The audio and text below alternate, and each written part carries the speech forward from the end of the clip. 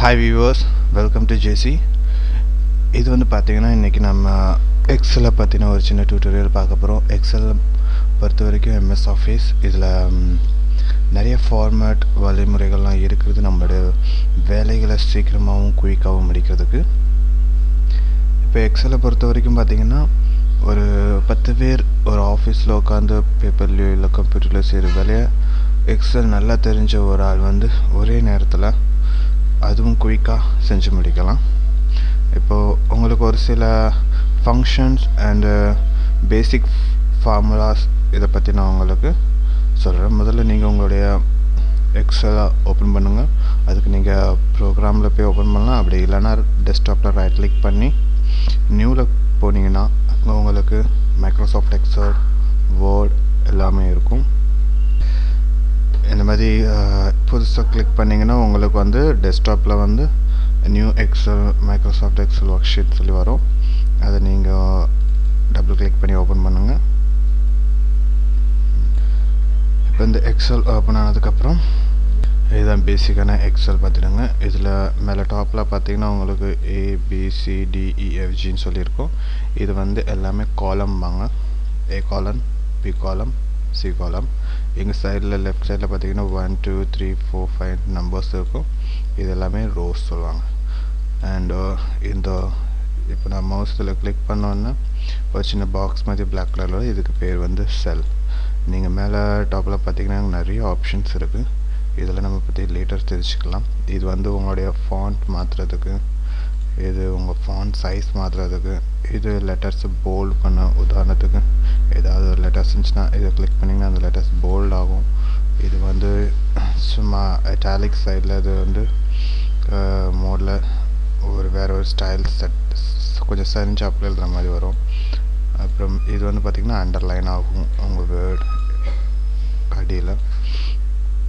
இது வந்து எக்ஸல் இப்போ இந்த செல்ஸுக்கு ஒரு பாக்ஸ் கொடுக்கணும். இப்போ உதாரணத்துக்கு நான் 4-5 இது எழுதியிருக்கேன். இப்போது இதுக்கு வந்து ஒரு பாக்ஸ் கொடுக்கணும், தனியாக போல்டாக காட்டணும்னா நீங்கள் செலக்ட் பண்ணலாம். இப்போ ஆல் பார்டர், இந்த செல்லோட பார்டர் வந்து இது டார்க் கலர் ஆகும். பார்த்திங்கன்னா உங்களுக்கு இதில் டிஃப்ரெண்ட் தெரியும். ஓகே, இப்போ நம்ம வந்து பார்க்க போகிற ஃபார்முலாஸ் வந்து பார்த்திங்கன்னா சம்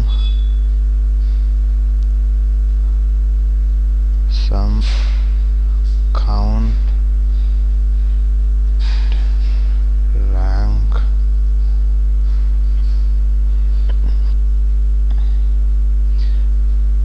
count if.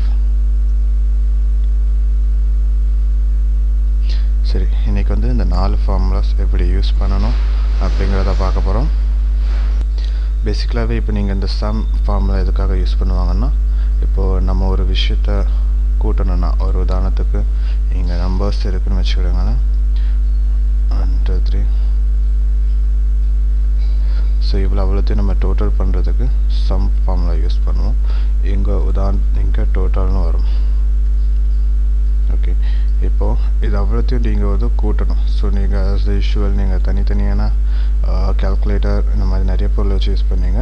ஆனால் எக்ஸலை பொறுத்த வரைக்கும் நீங்கள் கூட்டணுங்கும்போது உங்களுக்கு சிம்பிள். இதை மவுஸில் லெஃப்ட் கிளிக் பண்ணி கீழே அடி லாஸ்ட் வரைக்கும் நீங்கள் இழுத்துட்டு வந்தீங்கன்னா உங்களுக்கு இங்கே கீழே மொத்தம் எத்தனை கவுண்ட் இன்னும் நாம் யூஸ் பண்ண போகிற அந்த ஃபார்முலா இருக்க கவுண்ட், அந்த கவுண்ட் இங்கே காட்டும். உங்களுக்கு மொத்தம் 8 கவுண்ட்ஸ், அதாவது 8 செல்லில் நீங்கள் இது வரைக்கும் நம்பர்ஸ் எழுதியிருக்கீங்க. அதோட சம் டோட்டல் வேல்யூ பார்த்தீங்கன்னா உங்களுக்கு வந்து 3429. இதோட ஆவரேஜ் முதற்கொண்டு உங்களுக்கு வந்து இந்த 3 டீட்டெயிலும் உங்களுக்கு பை டிஃபால்ட் உங்களுக்கு காட்டும். இதெல்லாம் தேவையில்லைன்னா நீங்கள் சேஞ்ச் பண்ணலாம். அது இதில் ரைட் கிளிக் பண்ணி நீங்கள் இப்போ சம் வேண்டாம்னா சம் வேண்டாம், இல்லை மினிமம் மேக்ஸிமம் என்ன ஃபார்முலா இங்கே இருக்கோ நீங்கள் அதை யூஸ் பண்ணிக்கலாம். இதை எப்படி ஃபார்முலாவாக கன்வெர்ட் பண்ணி யூஸ் பண்ணுறது சம். இப்போ உதாரணத்துக்கு இப்போ நீங்கள் எந்த எக்ஸலை பொறுத்த வரைக்கும் எந்த ஃபார்முலா யூஸ் பண்ணாலும் முதல்ல ஒரு ஈக்குவல் சைன், இந்த சைன் தான் வரணும். அதுக்கப்புறம் நீங்கள் என்ன ஃபார்முலா யூஸ் பண்ணுறீங்களோ அதை டைப் பண்ணுங்கள். இப்போ சம் நீங்கள் ஃபார்முலாவை டைப் பண்ணுது 1 by 1 கீழே அது வந்து வந்துக்கிட்டே இருக்கும். என்னென்ன ஃபார்முலா இருக்குது, உதாரணத்துக்கு இப்போ சம்மில் சம் இருக்குது, சம் இஃப் இருக்குது, சம் இஃப் இருக்குது, அப்புறம் சம் ப்ராடக்ட் இருக்குது, அப்புறம் சம் எஸ் கியூ இருக்குது. இப்படி நிறைய ஃபார்முலா இருக்கிறதுனால அது 1 by 1 கீழே வரும். நீங்கள் சம்மை டைப் பண்ணிட்டு அதுக்கப்புறம் ஓப்பன் ப்ராக்கெட் ப்ராக்கெட் செலக்ட் பண்ணிட்டு ஏரோ கீயை மேலே அப் கொண்டு போங்க, இல்லை ரைட்டில் இருந்தால் ரைட்டில் கொண்டு போங்க, இல்லை லெஃப்டில் இருந்தால் லெஃப்ட், இல்லை டவுன்லனா டவுன். இப்போ ஏரோ கீயை செலக்ட் பண்ணி இந்த பாக்ஸை செலக்ட் பண்ணிவிட்டு, நான் பேசிக்கலாகவே எக்ஸலை யூஸ் பண்ணும்போது அதிகம் மவுஸ் யூஸ் பண்ணக்கூடாது. ஏன்னா எக்ஸல்ங்கிறது ஒரு ரொம்ப ஈஸியான அப்புறம் ரொம்ப குயிக்காக முடிக்கிற ஒர்க்குங்கிறதுனால நீங்கள் மவுஸ் யூஸ் பண்ண வேண்டாம். நீங்கள் ட்ரை பண்ணுறது ஃபுல்லாகவே கீபோர்டில் இருக்க ஷார்ட்கட் கீஸ். இப்போ உதாரணத்துக்கு நான் ஆப் ஏரோ யூஸ் பண்ணி இந்த 11 செல்லில் செலக்ட் பண்ணியிருக்கேன். அதுக்கப்புறம் ஷிஃப்ட் பிடிச்சிட்டு நேராக அப் ஏரோ அமைக்கிக்கிட்டே இருந்தீங்கன்னா ஒவ்வொரு செல்லாக சேர்த்து செலக்ட் ஆகும். இப்போ ஷிஃப்ட்டை ரிலீஸ் பண்ணுங்கள். ஷிஃப்ட் ரிலீஸ் பண்ணிட்டு இப்போ நீங்கள் ப்ராக்கெட்டை க்ளோஸ் பண்ணி அப்புறம் என்ட்ரு கொடுங்க. ஸோ உங்களுடைய டோட்டல் ஸ்கோர், அதாவது இந்த 8ஓட இந்த 8 நம்பர்ஸோட டோட்டல் வேல்யூ பார்த்தீங்கன்னா 3429. இது நீங்கள் செலக்ட் பண்ணி மொத்தமாக உங்கள் கீழே பார்த்தீங்கன்னா சம் 3429 வரும். ஸோ இப்போ இதோட சம் உங்களுக்கு தெரிஞ்சு போச்சு. பட் இதுக்கு நீங்கள் ஃபார்முலா யூஸ் பண்ணி ஃபிக்ஸாக சேவ் பண்ணிட்டீங்க. இப்போ அடுத்து என்ன ஆகுன்னா, இன்கேஸ் இன் ஃப்யூச்சரில் இங்கே 123 இருக்க இடத்துல நீங்கள் 144 யூஸ் பண்ணிங்கன்னா அது ஆட்டோமேட்டிக்காக கீழே தன்னுடைய டோட்டல்ஸு சேஞ்ச் ஆகும். ஸோ நீங்கள் ஒரு ஃபார்முலா யூஸ் பண்ணிட்டீங்கன்னா அந்த ஃபார்முலாவை நீங்கள் எடுக்காத பட்சத்தில் நீங்கள் என்ன சேஞ்சஸ் இதில் பண்ணாலும் அது உங்களுக்கு இந்த இடத்துல மாறிக்கிட்டே தான் இருக்கும். சரி, இப்போது நம்ம சம் கொடுத்தாச்சு, சம் எஃப் கொடுத்தாச்சு. இப்போ அடுத்த ஃபார்முலா கவுண்ட். இப்போ கவுண்ட் ஓகே. இப்போ கவுண்ட் நம்ம அதுக்கு அடுத்து கீழே பார்ப்போம். இது சம். இப்போ அடுத்து நம்ம கவுண்ட் பார்க்க போகிறோம். கவுண்ட்டுக்கு அதே மாதிரி தான் ஃபார்முலா, ஈக்குவல் சைன் போடுங்க, ஓப்பன் ப்ராக்கெட் ஈக்குவல் சைன் போட்டு கவுண்ட்னு எழுதுங்க, COUNT. அதுக்கப்புறம் ஓப்பன் ப்ராக்கெட் கவுண்ட். இது பார்த்தீங்கன்னா நீங்கள் எத்தனை செல்லில் எழுதிருக்கீங்க அப்படிங்கிற ஒரு விஷயத்த இது உங்களுக்கு கவுண்ட் பண்ணி சொல்லும். இப்போ உதாரணத்துக்கு ஓப்பன் ப்ராக்கெட் போட்டாச்சு. இப்போ உங்களுடைய ஆப் ஏரோவும் அமைக்கிக்கிட்டே போங்க. எந்த செல்லை செலக்ட் பண்ணணுமோ அது வரைக்கும் அமைக்கிக்கிட்டே போங்க. இப்போது 11 செல்லை செலக்ட் இதுக்கப்புறம் ஃபுல்லாக உங்களுக்கு தேவைன்னா ஷிஃப்ட் அமைக்கிக்கிட்டு ஒவ்வொரு வாட்டியும் ஆப் ஏரோ கீ அமைக்கிங்க. உங்களுக்கு மொத்தமாக செலக்ட் ஆகும். இதுக்கப்புறம் க்ளோஸ் ப்ராக்கெட் போட்டு என்ட்ரு கொடுங்க.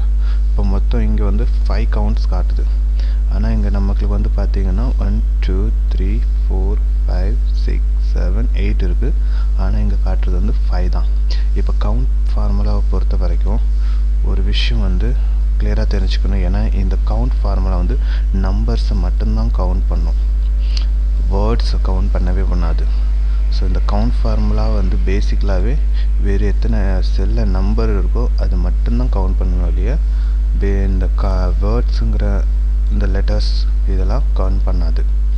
ஸோ அதுக்கு வேர்ட்ஸு, லெட்டர்ஸ், நம்பர்ஸ் இதெல்லாம் சேர்த்து கவுண்ட் பண்ணுறதுக்கு இன்னொரு ஃபார்முலா இருக்குது. அதை நான் உங்களுக்கு லேட்டர் சொல்லித்தரேன். இது கவுண்ட். இப்போ அடுத்து ரேங்க். இப்போ ரேங்க் பொறுத்த வரைக்கும் நம்ம எப்படி யூஸ் பண்ண போகிறோன்னா, இப்போ இங்கே 1 2 3 4 5 5 பேருடைய மார்க்ஸ்னு வச்சுக்கிறோமே. உதாரணத்துக்கு John, Nexon, Ravi, Raj and Madhu. So இப்போ இவங்க 5 பேருடைய டோட்டல்ஸ் மார்க்ஸ் பார்த்துக்கிட்டிங்கன்னா இதுன்னு வச்சுக்கிடுங்களேன். இப்போ இவங்க எல்லாத்துக்குமே ஒரு ரேங்க்கை கொண்டு வரணும். ரேங்க் பொறுத்த வரைக்கும் நீங்கள் அதே மாதிரி தான் சைடில் ஈக்குவல் சைன் போடுங்க. அப்போ ரேங்க். இப்போ ரேங்க்குங்கும் போது அதிக மார்க் எடுக்கிறவங்க ஃபஸ்ட்டும், கம்மி மார்க் எடுக்கிறவங்க செகண்டும் இப்படி வரும். ஸோ அதனால் நீங்கள் ரேங்க்குன்னு டைப் பண்ணிவிட்டு ஓப்பன் ப்ராக்கெட் கொடுங்க. Open bracket numbers. ஸோ எந்த நம்பர்ஸுங்கும்போது நம்ம இப்போது 234 செலக்ட் பண்ணுறோம். இப்போ 234 அதுக்கு அடுத்து செலக்ட் பண்ணிவிட்டு இப்போ 234னா இப்போ இவன் 234 என்னுடைய ஸ்கோர். இந்த ஸ்கோர் ரெஃபரன்ஸ் ஆர்டர் அப்படின்னு சொல்லி ரெஃபரன்ஸ். இப்போது மறுபடியும் அந்த 234லேருந்து கீழே லாஸ்ட் வரைக்கும், அதாவது அந்த 5 பேருடையது மொத்தமாக செலக்ட் பண்ணுங்கள்.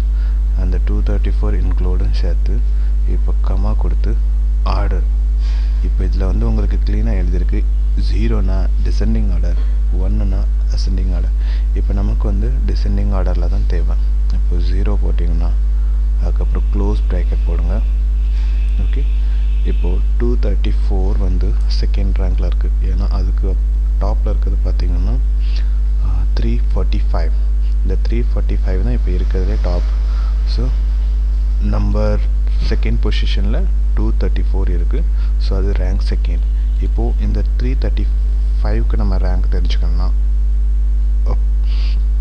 ஈக்குவல்ட் ரேங்க் ஓப்பன் ப்ராக்கெட், அப்புறம் எந்த ஃபஸ்ட்டு நம்பர்ஸ்னால் நம்மளுடைய டோட்டல்ஸ். இப்போ நெக்ஸ்டனுக்கு பார்க்குறோம், நெக்ஸ்டனுடைய டோட்டல்ஸ் அதை செலக்ட் பண்ணிக்கிடுங்க. அப்புறம் கமா கொடுத்து ரெஃபரன்ஸுங்கிறது பார்த்திங்கன்னா இங்கே இருக்க எல்லா, இப்போ இத்தனை 5 பேரில் நெக்ஸ்டனுடைய ரேங்க் என்ன. இப்போ மறுபடியும் கமா போட்டு நம்ம 0 வந்து அசெண்டிங்காக போடுறோம். இதே நீங்கள் 1 போட்டிங்கன்னா அது டிசெண்டிங் ஆர்டர். உதாரணத்துக்கு டிசெண்டிங் ஆர்டர் அசெண்டிங் ஆர்டர்னால் டிசெண்டிங் ஆர்டர்னால் 1 2 3 4 வரும். அசெண்டிங் ஆர்டர்னால் 4 3 2 1ன்னு வரும். ஸோ அதனால் இப்போ நம்ம 0 போட்டுருவோம். போட்டுட்டு க்ளோஸ் ப்ராக்கெட் பண்ணி என்ட்ரு கொடுத்தீங்கன்னா இப்போ உங்களுக்கு மறுபடியும் வந்துடும்.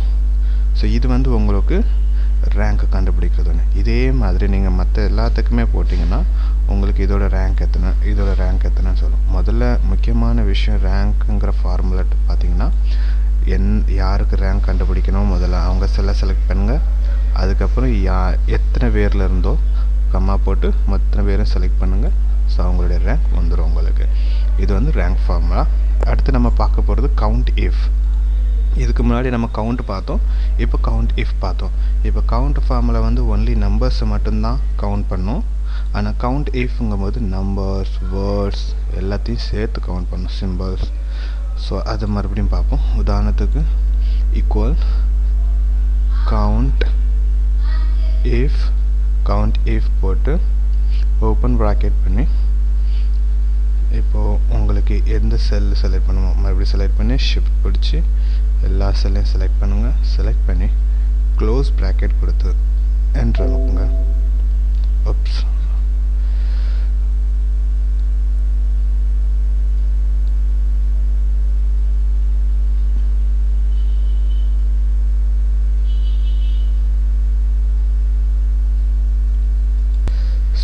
Sorry my mistake. Count if வந்து அதுக்காக யூஸ் பண்ணுறதில்ல. இது வேற ஒரு ஃபார்முலா, வேறு மெத்தடுக்காக ஒரு ரேஞ்சை சர்ச் பண்ணுறதுக்காக யூஸ் பண்ணுற ஃபார்முலா. நான் உங்களுக்கு மற்ற இதையும் கவுண்ட் இஃபையும் நெக்ஸ்ட் டுட்டோரியலில் சொல்லி தரேன். அண்ட் என்னுடைய வீடியோ உங்களுக்கு பிடிச்சிருந்துன்னா சப்ஸ்கிரைப் பண்ணுங்கள். அண்ட் உங்களுக்கு எதுவும் டவுட், எதுவும் ஸ்பெஷல் ரிக்வெஸ்ட் வீடியோ இருந்துச்சுன்னா அது கமெண்ட்ஸில் ரிப்ளை பண்ணுங்கள். தேங்க்யூ ஃபார் வாட்சிங். Have a nice day.